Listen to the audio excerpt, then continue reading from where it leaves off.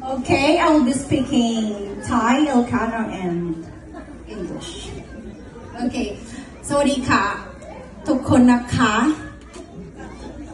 That Thai greetings ขอบคุณมากๆโปรวันทนี้มาที่นี่ประเทศอเมริกาขอบคุณมากครูบริหารโรงเรียน Adventist Economic. Now I will be speaking a poem in Ilocano dialect as requested by our great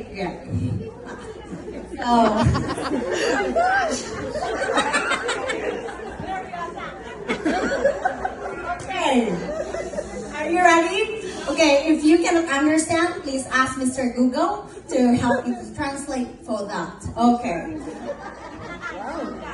May I have your attention, please? Lend me your ears, because I will be speaking for 2 minutes only, and it's your turn.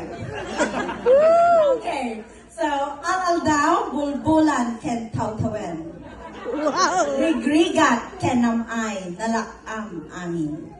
Ado bendisyon innak bilangin. Diyos intunda nakatawen asyen. Nanay tinay, oray adon piligis ti rupa. Tumodrep amin nga pinagkita. Kumapsot meten panagdengeg na. Agyaman apo nasalon at kalata. 100% nga naragpat mon. 100% nga nadanon mon. 100% naragsak mon. 100% syen atawen mon. Ragsaken mi launay agrambak. Daytoy aldaw nga inget daya. Dagiti familia ket naragsak. Sa nga gasot tawen mo naggasat. Ado nga ayat dim na inpaida.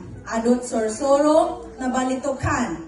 Pamagbaga di pulos nagsarday. Kasasayaatan ka nanay tinay.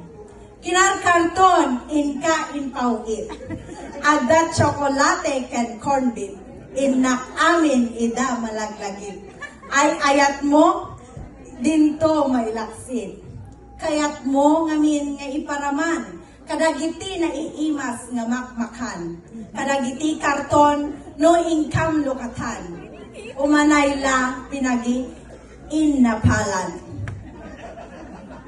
Nanay tinay, naidumduma ka. Familia inka inpangpangruna. Nabalitukan ti pamagbaga. Pinagininayat turungenda.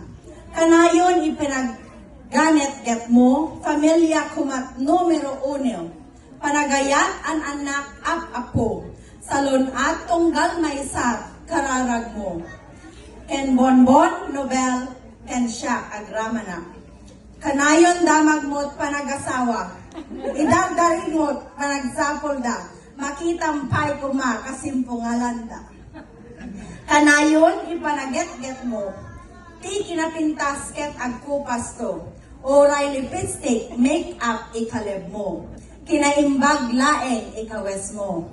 Nanay tinay, pagyamanan da ka ado nga ayat ken pamagbaga. Agbalin sa riked-ket met dana. Nadawel ti lubong nga agdama. Nanay kayat mi met kumanga isubli. Ado ngay ayat mo kada kami. Ket nga rod, makipagrambak kami. Ti syen atawen mo ngayon gatsuri. However, above all, I've learned from Nanay that she always say, stay in the mission even in crisis times. Stay faithful and be a blessing. Leave a footprints of kindness wherever we go. Thank you, everyone. Have a great day. Happy birthday, Nanay. That was good. Sharon, bayat mo ti pa sa kalim.